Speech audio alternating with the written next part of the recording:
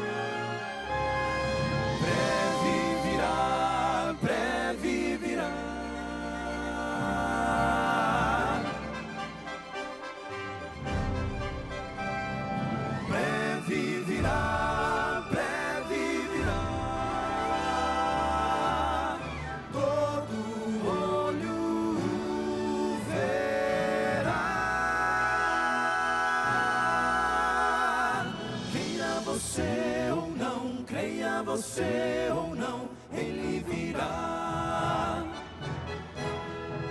A profecia diz, a palavra diz que ele virá. Esta é a voz da profecia, uma mensagem de fé e esperança que anuncia a volta do Senhor. Porque a nossa salvação está agora mais perto do que quando no princípio cremos. Vai alta a noite e vem chegando o dia. Servos de Deus, a trombeta tocai, breve Jesus voltará.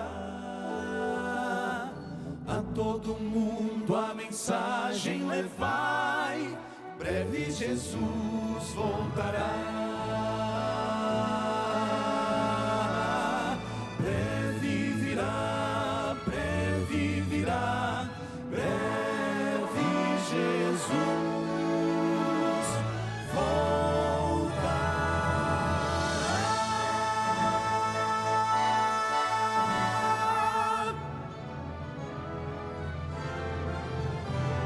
Esteja preparado para quando ele voltar.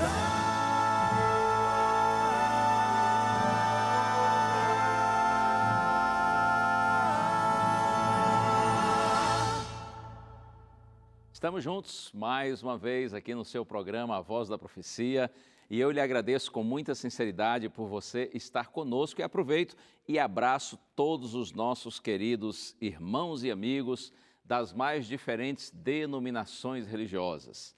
Você que é de alguma igreja pentecostal, evangélica, você que é católico, apostólico, romano, você que é espírita ou quem sabe você que não tenha nenhuma igreja, assim, não costuma frequentar nenhuma denominação religiosa, mas também uma pessoa temente a Deus. Muito obrigado por você estar aí, que as bênçãos do Senhor se renovem cada dia mais na sua vida. No programa de hoje nós vamos pensar um pouquinho e vamos assistir um testemunho maravilhoso da Grazi, uma mulher que por muito tempo sofreu rejeição, desprezo em função do Evangelho. No entanto, ela perseverou e graças a Deus a situação mudou muito porque muitos que a rejeitavam em função do Evangelho hoje já compreendem a sua fé. E é claro, nós vamos seguir ouvindo músicas do Quarteto Arautos do Rei, que sempre abençoa o nosso programa com essas canções que nos elevam, nos aproximam mais do Senhor. E eu terei o prazer de compartilhar com você a palavra de Deus. Tem sido uma honra imensa, maravilhosa, e hoje a gente vai seguir com o tema do Evangelho de João, no capítulo 4, também a história de uma mulher que, tendo se encontrado com Jesus, se encantou com ele e teve a vida transformada pelo nosso maravilhoso Salvador. Estamos juntos, é o programa A Voz da Profecia no ar. A gente vai ter um intervalo bem pequenininho, mas eu já volto com você.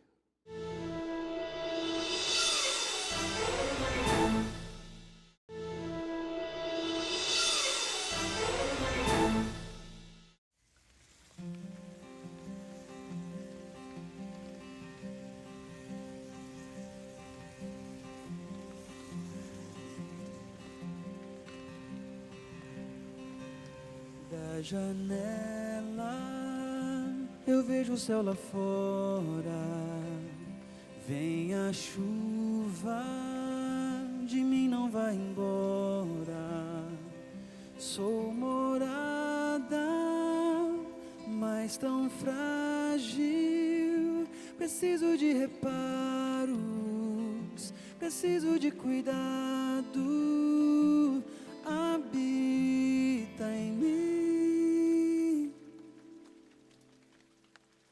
Sei que é tarde, mas fica mais um pouco. Estou tão frágil, mas tua voz eu ouço. Já faz tempo, estou fechado, mas só tu tens a chave que tira o pecado. Habita em mim. Amanhece, eu vejo o sol entrar. Lá se vai a madrugada. Já não vivo mais eu. O Senhor me visitou e hoje sou sua morada. Amanhece, eu vejo o sol entrar. Lá se vai a madrugada.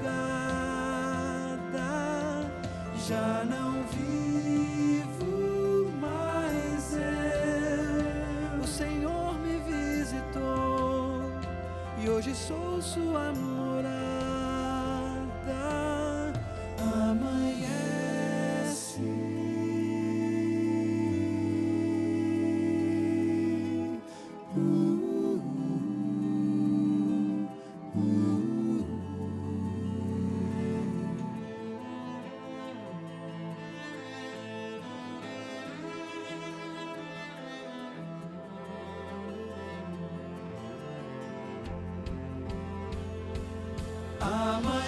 Amanhece, eu vejo o sol entrar.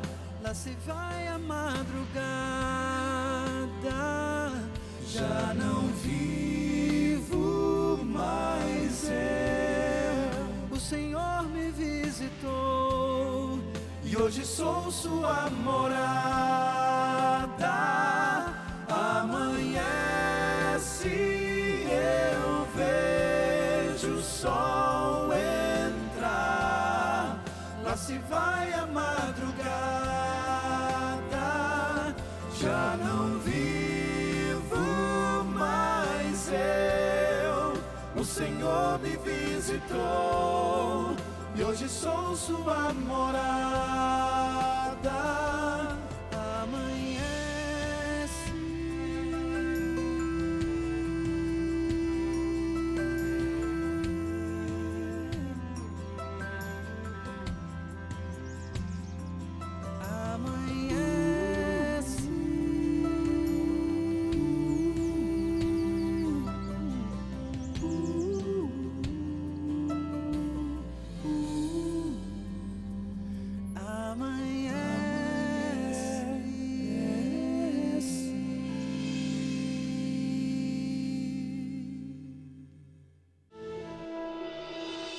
Meu nome é Grazi, eu tenho 24 anos de idade, sou natural de Campinas, mas atualmente estou em São Paulo.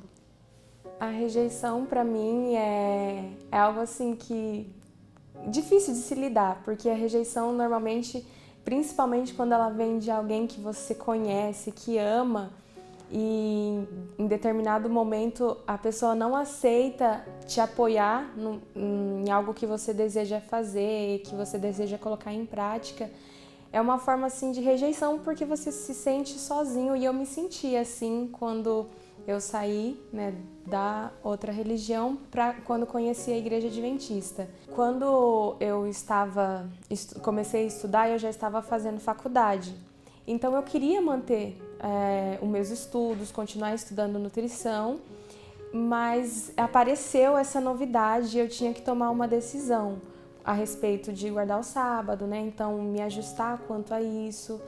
E também precisava seguir um novo rumo, né? Eu estava disposta, eu entendi o que a Bíblia dizia, eu queria colocar em prática. Mas eu não conseguia mudar sozinha, eu senti esse desespero. Na verdade, essa rejeição que eu senti, a rejeição não, esse sentimento de querer tirar a própria vida, ela aconteceu depois que eu terminei a faculdade aqui e eu vi na condição de ter que voltar para casa, né, para onde eu fui rejeitada. Então, nesse período, nesses primeiros meses, então assim, tem aquela coisa que a saudade daqui e a rejeição de quem você se tornou por todo esse período que você passou aqui, a nova visão que você tem, que eu senti então essa rejeição na minha casa.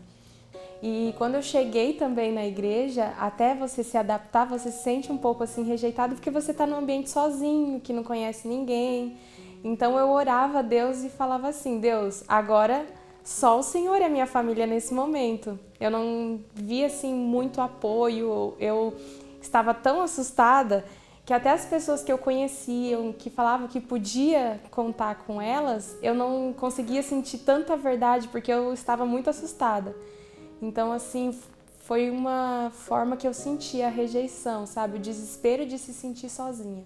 Mas independente de tudo isso que aconteceu na minha casa, eu sempre oro muito pela minha família, sempre que possível os visito. E eu amo eles, é minha família, eles que me criaram, que sempre me amou desde pequenininha. O que aconteceu é que eu tomei uma decisão. Essa rejeição ela acarretou porque eu queria ir para a igreja e eu não tinha o apoio e não sentia o apoio da minha família. Então, eu me sentia muito sozinha, né, como eu já comentei. O momento que eu descobri que valia a pena tudo isso que eu comecei a passar foi quando eu cheguei aqui no NASP. Desculpa.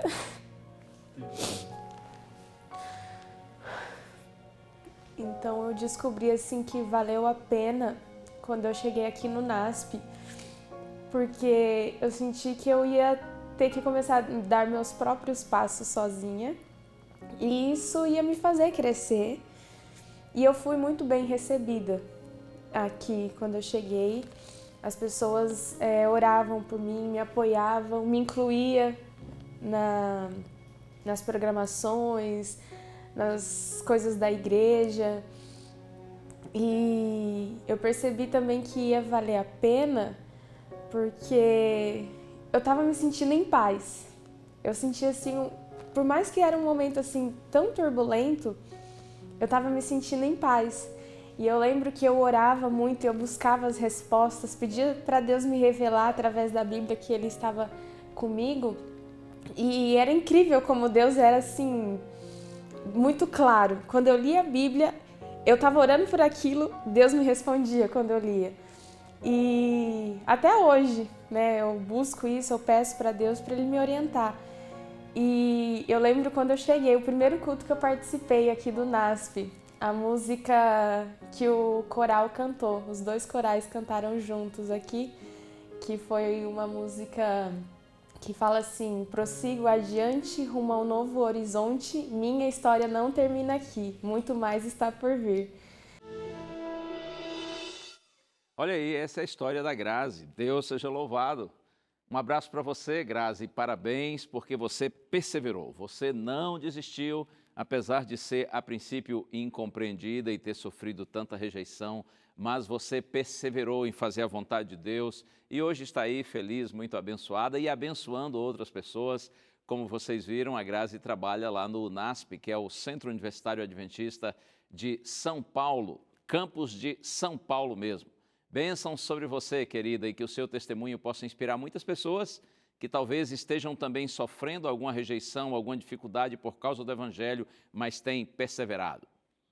E um presente para você, este aqui, o DVD Paulo, o Mensageiro da Cruz. São lindos temas bíblicos, todos eles baseados, como você pode ver aqui no verso, baseados em ensinos do apóstolo Paulo.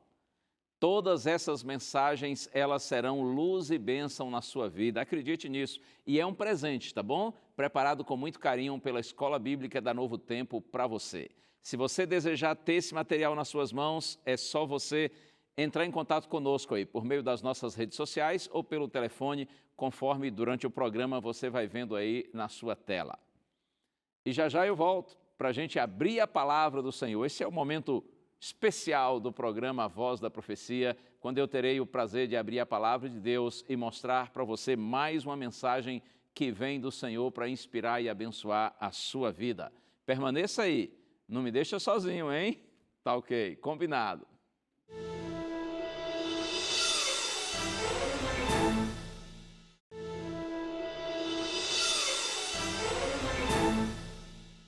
Já voltamos. Este é o programa A Voz da Profecia e eu tenho o prazer de compartilhar com você a palavra de Deus. Sabe que realmente para mim estar aqui e pregar para você, compartilhar a palavra de Deus para você é algo realmente assim, sinceramente, muito especial. Esse programa começou no rádio brasileiro em 1943 com o pastor Roberto Rabelo.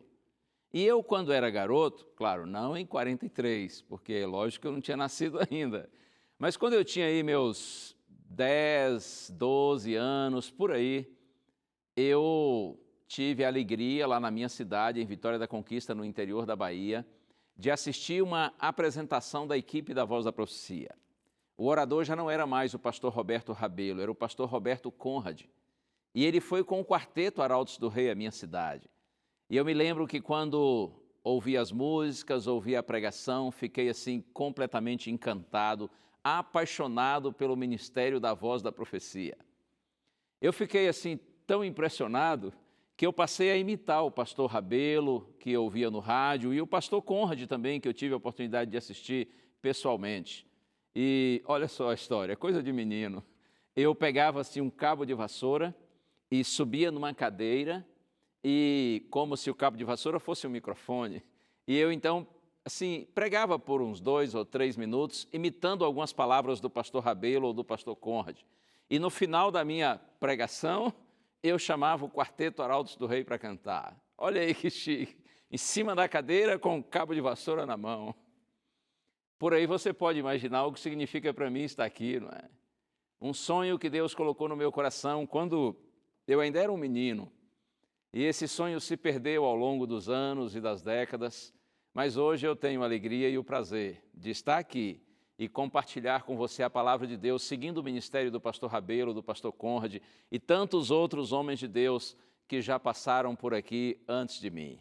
Eu não tenho outras palavras senão a glorificar meu Deus por esse privilégio e pedir a Deus que me use para a sua glória, para a sua honra, a fim de que a Voz da Profecia, a TV Novo Tempo, continuem cumprindo esse ministério maravilhoso de levar a palavra de Deus a você e dar esperança para a sua vida. Antes de abrir a Bíblia, vamos orar juntos. Pai querido, mais uma vez, Senhor, muito obrigado pelo privilégio de estar aqui. E eu te peço, Pai, e eu sei que Tu me atendes, porque Tu és um Deus de graça e misericórdia. Eu te peço, Senhor, que Tu me uses e abençoes todos que estão orando comigo, para que Tua palavra seja luz e vida para os nossos caminhos, para que a água da vida verdadeiramente nos dê vida e nos dê forças para viver. Nós oramos agradecidos, Pai, no santo nome de Jesus. Amém. Amém, amém. Hoje nós vamos ao capítulo 4 do Evangelho escrito por João. Vou abrir aqui a minha Bíblia, Evangelho escrito por João, capítulo 4. Mas antes de ler o texto, eu só quero relembrar um detalhe interessante. Há algumas semanas nós estudamos o capítulo 3 de João. Lembra o encontro de Jesus com um homem chamado Nicodemos? Agora no capítulo 4, Jesus se encontra com uma mulher, cujo nome não é mencionado, mas é dito que era uma mulher de Samaria, uma mulher samaritana. Veja, no capítulo 3, Jesus se encontra com o homem, no 4, com a mulher. O homem é um judeu, a mulher é uma samaritana. O judeu Nicodemos, ele era, assim, poderíamos dizer, o melhor do extrato social de Israel naqueles dias. Era um homem extremamente honrado, considerado digno, respeitoso, íntegro, enquanto que a mulher samaritana era vista como uma escória da sociedade, uma pessoa desprezível, de reputação completamente questionada. O encontro de Jesus com Nicodemos aconteceu à noite. Com a mulher samaritana foi em plena luz do dia ao meio-dia. O encontro de Jesus com Nicodemos foi marcado. Nicodemos buscou Jesus e quis se encontrar com ele. Já o encontro de Jesus com a samaritana parece ter sido casual. Jesus foi ao encontro dela. E interessante que, depois da conversa de Jesus com Nicodemos, Nicodemos ainda demora cerca de 3 anos para entender e assumir que Jesus era o Messias, o seu Salvador. No entanto, essa mulher com quem Jesus conversou à beira do poço de Jacó, no final desse primeiro encontro, dessa primeira conversa, a mulher parece já estar convicta de que Jesus é o Messias, é o Salvador tão aguardado. Que lições a gente pode tirar desses contrastes que são assim tão fortes, não é? Tão visíveis? Eu penso que nós podemos aprender aí que a graça de Deus está extensiva e aberta para todos quantos queiram. É assim mesmo. Não importa quem você seja, se você é considerado uma pessoa digna, honrada, moralmente correta, ou se você é considerada uma pessoa indigna, se você é rejeitado pelos outros, não importa se é homem ou se é mulher, se é pobre, se é rico, se é uma pessoa culta, religiosa, devota, ou quem sabe uma pessoa inculta com um conhecimento religioso raso, superficial, a graça de Deus está extensiva a todos quantos queiram. Oh, louvado seja o Senhor! Nosso Deus não exclui ninguém. São excluídos apenas aqueles que se excluem. Mas se você desejar, se você permitir, se você aceitar, a graça de Deus está estendida para salvar você. Louvado seja o Senhor! O texto de João, capítulo 4, começa dizendo, aqui pelo verso 3, que Jesus deixou a Judéia, retirando-se outra vez para a Galiléia.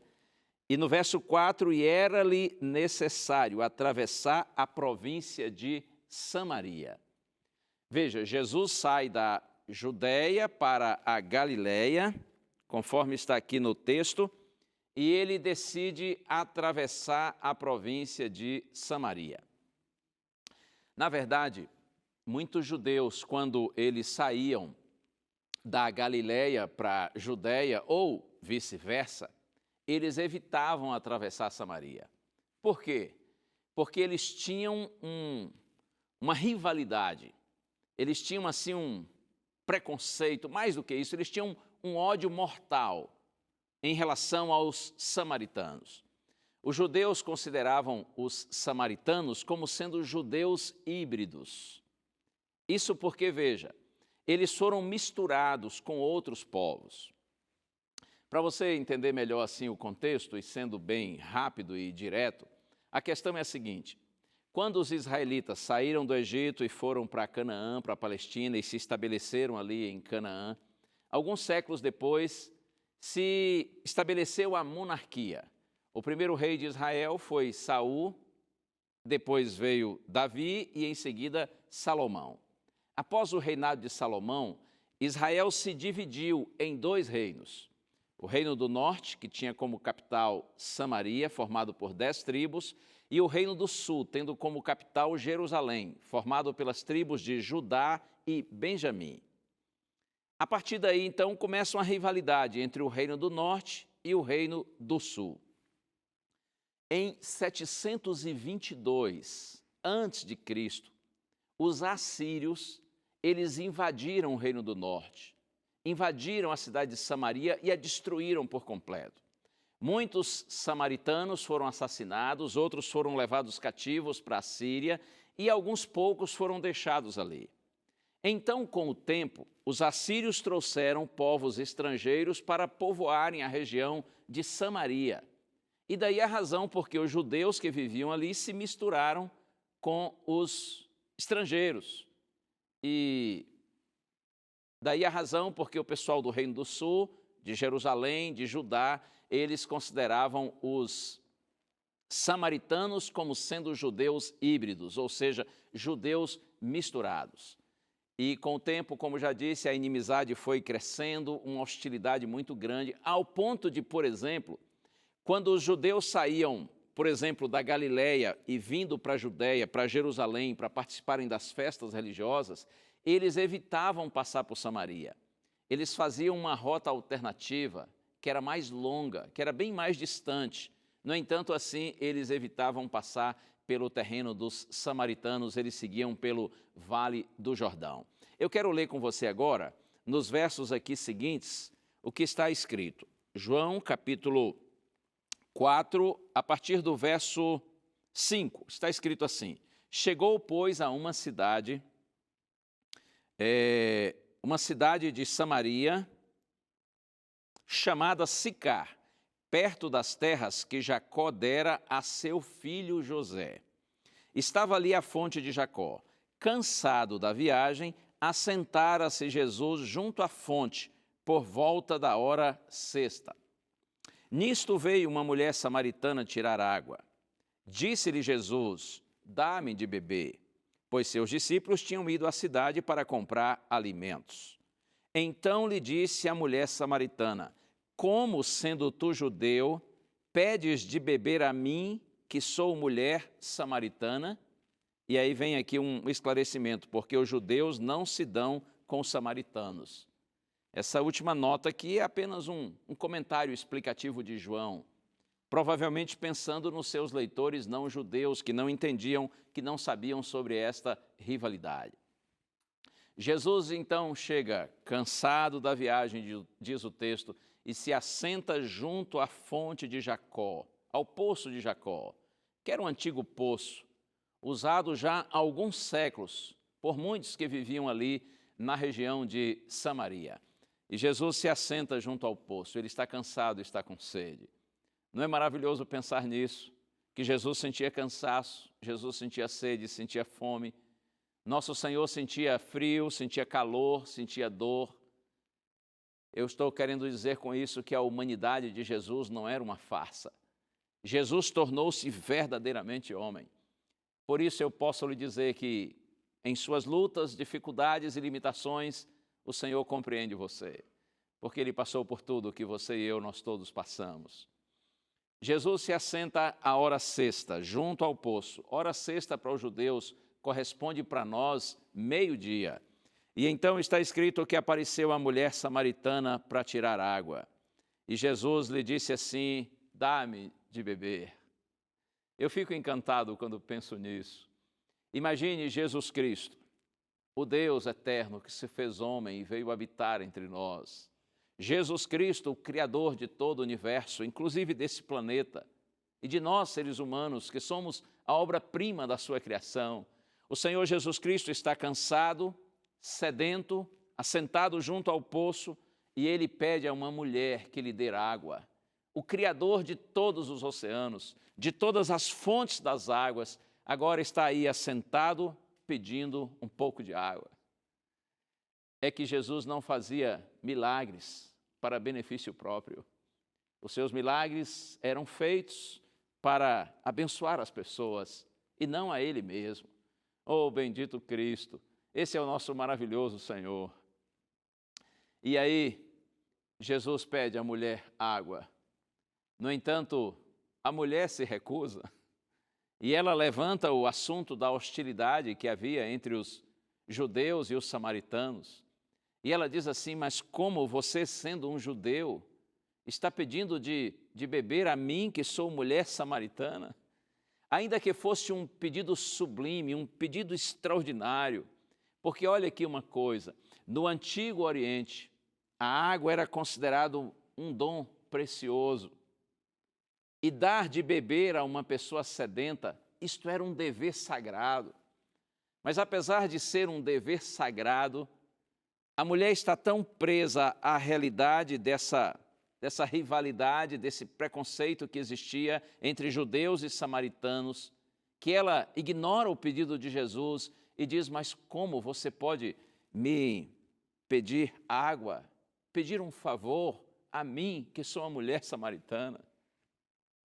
É que Jesus estava aí, na verdade, quebrando 2 tabus.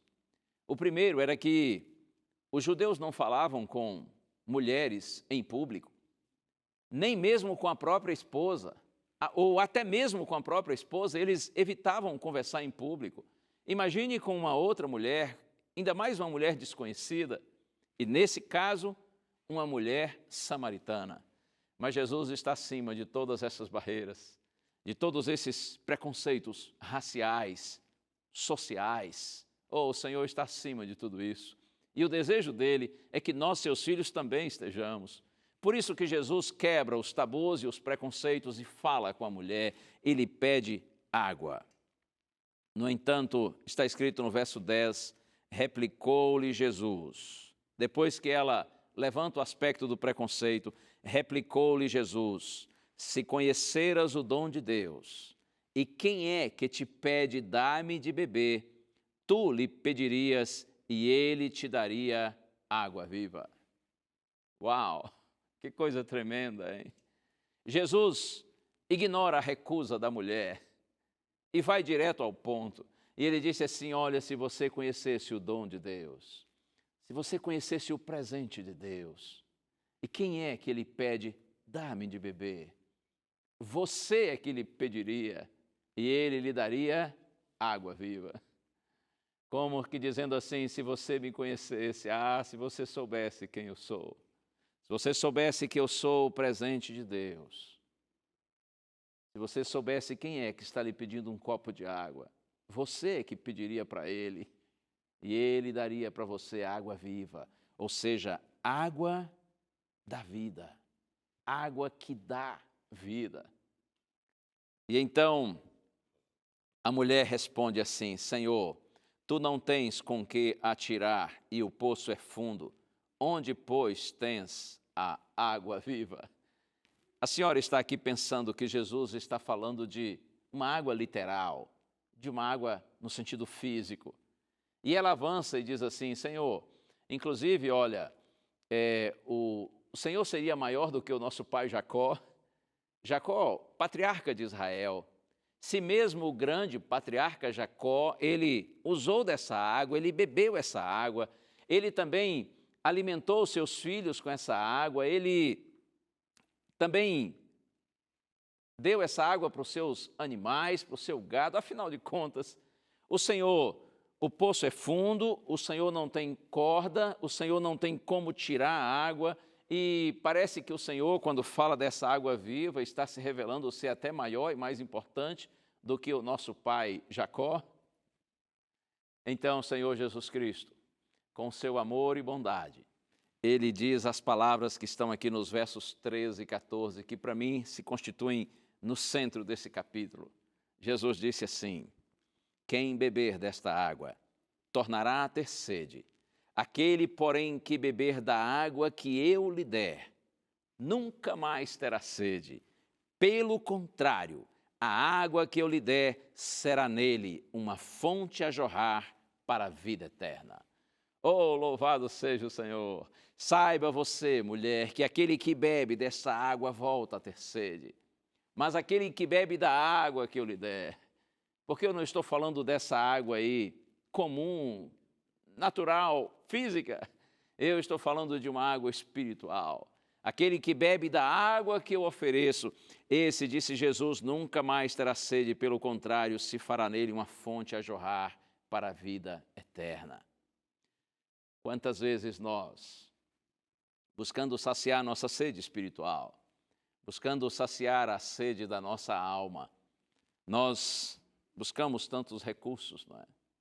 Tentando preencher o vazio do nosso interior, o nosso anseio por alguma coisa melhor. Quantas vezes nós buscamos preencher isto com as filosofias, as ideologias, as teorias crendices, superstições e tantas afirmações que há por esse mundo. Quantas vezes tentando preencher esse vazio existencial, essa sede interior, a gente busca nas coisas, nos bens, no dinheiro, mas a verdade é que quanto mais os homens se enchem de tudo isso, mais vazios eles se sentem. Quantas pessoas buscam no entretenimento, no prazer, nas viagens, nas aventuras, no status, no dinheiro, na fama, e quanto mais se enchem de tudo isso, mais vazios ficam. Jesus está dizendo isso, olha, se você conhecer a água da vida, a água que dá vida, você terá não simplesmente sua sede física saciada, mas eu posso saciar a sua sede espiritual, a sede da sua alma. E quem bebe dessa água, disse Jesus, torna-se uma fonte a jorrar para a vida eterna. Ou seja, a presença da água da vida em nós, da água que dá vida em nós, não apenas nos preenche o vazio do nosso ser, não somente dá sentido para a nossa existência, mas faz com que nós nos tornemos bênçãos para os nossos semelhantes. Aquele que se torna depositário da água da vida passa a ser uma fonte de vida. E na sequência, a Bíblia diz aqui a partir do verso 15, que a mulher disse assim para Jesus, Senhor, então dá-me dessa água, para que eu não mais tenha sede e eu não mais precise vir aqui buscar. E Jesus, então, verso 16, disse assim para ela, vai, chama teu marido e vem cá. Ao que lhe respondeu a mulher, não tenho marido. Replicou-lhe Jesus, bem disseste, não tenho marido, porque 5 maridos já tiveste, e esse que agora tens não é teu marido. Isto disseste com verdade. Uau, a conversa muda de rumo, não é? Quando a mulher diz assim, Senhor, dá-me dessa água então, para que eu não tenha necessidade de voltar mais aqui para buscar água. Jesus diz assim, ok, então vai lá e chame o seu marido. Mas Senhor, disse ela, eu não tenho marido. Jesus disse, é verdade, olha que você já teve 5, hein? E o que você tem agora, ele realmente não é seu marido. Jesus então termina dizendo assim, você disse a verdade. Você já parou para pensar por que Jesus mudou radicalmente a conversa? E passou assim para um nível tão pessoal? Por que será que Jesus foi na direção da realidade da vida daquela mulher? Eu entendo assim, antes daquela samaritana receber o dom de Deus, receber a graça, a bênção de Deus, a água da vida, ela teria que reconhecer o seu pecado, os seus pecados. E mais que isso, ela teria que perceber, entender e admitir que Jesus Cristo era o Messias, que Jesus era o seu Salvador. E eu louvo a Deus porque, veja, a mulher poderia ter dito para Jesus, ok, então eu vou chamar meu marido e não ter voltado nunca mais. Mas ela foi sincera, ela disse, Senhor, eu realmente não tenho marido. E Jesus mostrando que sabia todas as coisas, porque Ele conhece nosso coração, Ele conhece completamente nossa vida. Jesus diz, você disse a verdade, que você não tem marido, até porque já teve 5 e o que você agora tem não é verdadeiramente o seu marido. Aí a mulher muda de assunto. Versos 19 e 20, está escrito assim, olha, Senhor, disse-lhe a mulher, vejo que tu és profeta. Nossos pais adoraram nesse monte, vós, entretanto, dizeis que em Jerusalém é o lugar onde se deve adorar. Disse-lhe Jesus, mulher, podes crer-me, que a hora vem, quando nem neste monte, nem em Jerusalém adorareis o Pai. E no verso 23, mas vem a hora e já chegou em que os verdadeiros adoradores adorarão o Pai em espírito e em verdade, porque são estes que o Pai procura para seus adoradores. Jesus mudou a conversa falando a respeito da vida da mulher. Agora ela tira a atenção de si e coloca o ponto da discussão numa questão que havia entre judeus e samaritanos. Porque os samaritanos diziam que o lugar de adorar era ali no Monte Gerizim, em Samaria, enquanto que os judeus diziam que era em Jerusalém. Havia essa disputa aí, essa rivalidade. Então ela tira o assunto de si, da sua realidade, e leva para a questão da controvérsia entre judeus e samaritanos. E Jesus diz assim: olha, saiba de uma coisa, a hora vem, já chegou, em que os verdadeiros adoradores adorarão o Pai em espírito e em verdade. Adorar em espírito e em verdade significa adorar a Deus com toda a sinceridade do coração, aplicando os princípios da verdade bíblica à nossa vida. Vou repetir esse conceito para você. Adorar em espírito e em verdade significa adorar com sinceridade. Lembre-se disso, aplicando os princípios da verdade bíblica à nossa vida. A verdadeira adoração, ela não se limita, disse Jesus, a um monte ou a um templo. A verdadeira adoração não está presa a formas e a cerimônias exteriores. Tanto os judeus quanto os samaritanos poderiam adorar a Deus livremente, adorá-lo em espírito e em verdade. E agora versos 25 e 26. Está escrito assim: eu sei, respondeu a mulher, que há de vir o Messias chamado Cristo. Quando ele vier, nos anunciará todas as coisas. Disse-lhe Jesus: eu o sou, eu que falo contigo. A mulher, a princípio, vê Jesus apenas como judeu. Depois ela percebe que Jesus é um profeta, mas agora é a hora de reconhecê-lo como Messias. E a gente percebe que ela já está nessa direção, quando ela diz assim: Senhor, eu sei que o Messias há de vir, e quando ele se manifestar, ele vai nos anunciar todas as coisas. Ela já estava assim, desconfiada que Jesus poderia ser o Messias, e nessa hora Cristo se declara de uma forma inequívoca, direta, explícita: eu sou, eu que falo contigo. Bendito Cristo. Que oportunidade sublime teve essa mulher, não? De encontrar-se frente a frente com Jesus, de vê-lo, de ouvi-lo e de saber dos próprios lábios de Jesus que ele não era um simples judeu ou um profeta, mas ele era o Messias, o Cristo, o Filho de Deus. E aí, na sequência do texto, é dito que os discípulos chegaram bem naquela hora.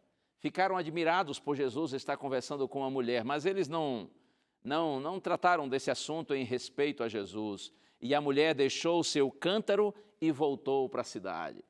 Certamente deixou o cântaro porque tinha intenção de voltar. E ela foi à cidade com a intenção de anunciar às pessoas que havia se encontrado com o Messias, com o Cristo. Veja, a mulher tomou apenas um pouquinho da água da vida, mas essa água já gerou nela vida, gerou uma nova energia, gerou nela o despertar de um novo começo, uma grandiosa esperança, porque a água da vida é assim, ela revigora, ela purifica, ela nos restaura e dá para nós um novo sentido para a vida. No início da conversa entre Jesus e a mulher tem a água e Jesus tem a sede. Mas agora, no final, Jesus é quem tem a água e a mulher tem a sede. Aquela samaritana, no velho poço, achou uma nova fonte, com uma água raríssima. Oh, bendito seja o Senhor! Como é maravilhoso quando a gente tem esse encontro pessoal com Cristo e nós descobrimos que Ele não é um simples homem ou apenas um profeta. Como é maravilhoso quando nós descobrimos que Ele é o Filho de Deus, que Ele é o nosso bendito Salvador. Eu tenho um texto e com o qual vou concluir, está aqui no Apocalipse, capítulo 22, último capítulo do livro do Apocalipse, verso 17. Está escrito assim: o Espírito e a noiva dizem vem, e aquele que ouve diga vem. Ou melhor, o Espírito e a noiva dizem vem, e aquele que ouve diga vem. Aquele que tem sede venha, e quem quiser receba de graça a água da vida. Quem quiser, diz o Senhor Jesus, receba de graça a água da vida. Talvez você já ouviu dizer que muitas coisas nessa vida não são para quem quer, mas para quem pode, não é? Isso é assim mesmo. Muitas coisas nessa vida não são para quem quer, mas para quem pode. Há tantas coisas que a gente gostaria de ter, não é? De alcançar, mas a gente não pode. É assim. Muitas coisas nessa vida não são para quem pode, Mas sabe qual é a boa notícia? O melhor da vida não é para quem pode, mas para quem quer. A água da vida está disponível a todos quantos queiram. Como eu disse no início da nossa mensagem, são excluídos da graça de Deus apenas aqueles que se excluem. Porque para Deus, todos são seus filhinhos preciosos. Todos podem ser abençoados pela água da vida, pela água que dá vida, desde que eles queiram bebê-la. Oh, louvado seja o Senhor! O melhor da vida, lembre-se disso, não é para quem pode, mas é para quem quer. Tomara que você queira. Tomara que você receba Jesus Cristo como Messias, como Cristo, o seu Salvador, para que assim você e eu, nós todos, encontremos o real sentido de nossa vida. Jesus pode saciar a sede de nossa alma. Ele preenche o nosso vazio interior. Eu tenho aprendido que quando nós nos encontramos com Deus, nós nos encontramos com a nossa origem. E aí nós descobrimos nossa identidade. Sabemos, inclusive, que não vivemos por acaso. Nós não existimos como fruto de uma geração espontânea. Nós existimos porque o Deus, Criador de todas as coisas, Ele sonhou conosco, Ele nos planejou, Ele nos idealizou, Ele nos criou. Em Cristo você descobre a sua origem, a sua identidade. E mais que isso, em Cristo nós descobrimos também o propósito, o sentido da nossa vida. Oh, que maravilha! E quer saber mais? Em Jesus nós descobrimos o nosso destino, o nosso futuro. E creia, há um destino glorioso para aqueles que amam a Deus. Deus abençoe você. O Quarteto Arautos do Rei vai cantar. Vai louvar a Deus cantando Eu Sei de um Rio. É claro, essa música fala da água da vida. Essa música fala do Senhor Jesus Cristo, aquele que pode saciar a sede de nossa alma. Eu convido você a ouvir essa música agora em oração. Vamos fazer isso? Vamos nos entregar ao Senhor e pedir a Ele que, por sua graça e bondade, venha nos saciar a nossa sede com essa bendita água que dá vida.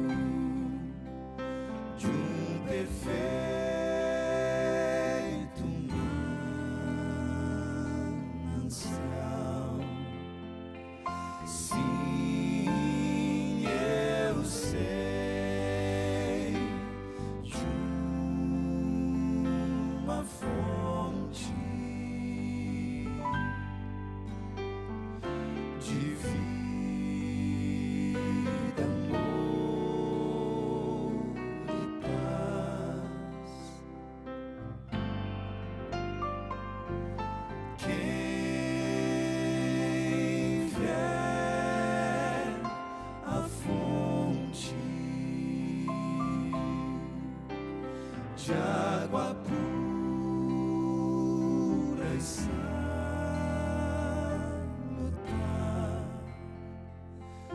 não voltará a ter sede, pois Cristo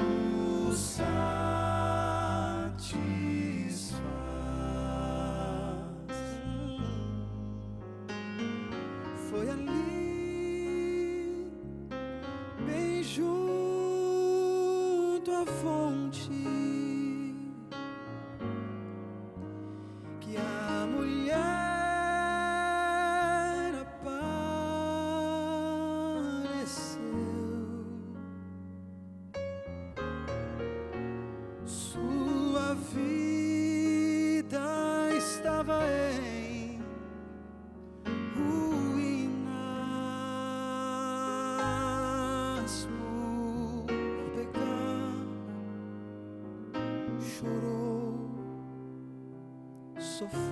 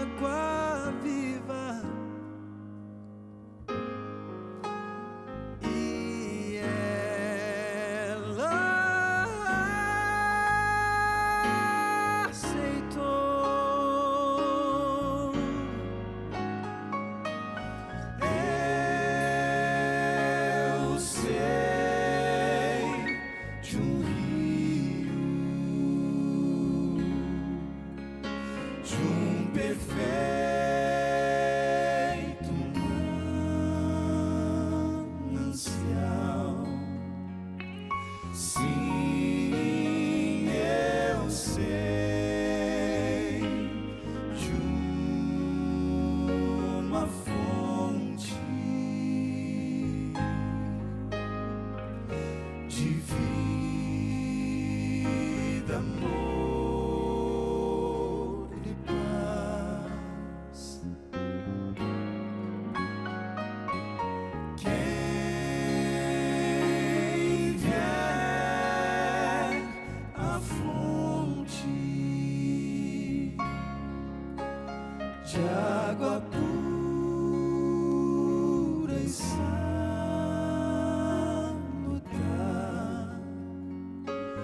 não voltará a ter sede, pois Cristo satisfaz.